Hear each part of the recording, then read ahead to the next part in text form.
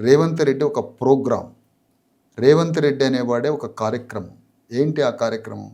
తెలంగాణలో ఉన్న BC SC ST ప్రజలకి రాజకీయ సామాజిక జీవితం లేకుండా వాళ్ళని అమ్ముడు పోయే కాంక్రీట్ ఆర్గనైజ్డ్ వ్యవస్థీకృతంగా 3.5 కోట్ల మంది ప్రజల్ని 100, 1000, 2000, 3000కి అమ్ముడు పోయే సమాజంగా తయారు చేసి వాళ్ళ చేతిలో చదువు, ఉద్యోగాలు, హాస్పిటల్స్, ఉపాధి ఏమీ లేకుండా చేసి 3.5 కోట్ల మంది ప్రజల్ని తన ఓటు బ్యాంకుగా మార్చుకుంటూ వాళ్ళ శవాల మీద పునాదులు నిర్మించుకొని తన రెడ్డి, కమ్మ, వెలమ సామ్రాజ్యాన్ని, Revanth Reddy not only Reddy representative, Revanth Reddy 90% Reddy సామ్రాజ్యానికి ప్రతినిధి. ఆ తర్వాత ఆయన 5 కమ్మ, 5 వెలమ, 100% ఆయన రెడ్డి, కమ్మ, వెలమ రిప్రజెంటేటివ్.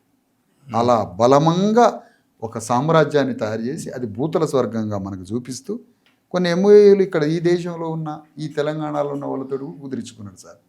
అది గ్లోబల్ సమ్మిట్, దానికేం సంబంధం?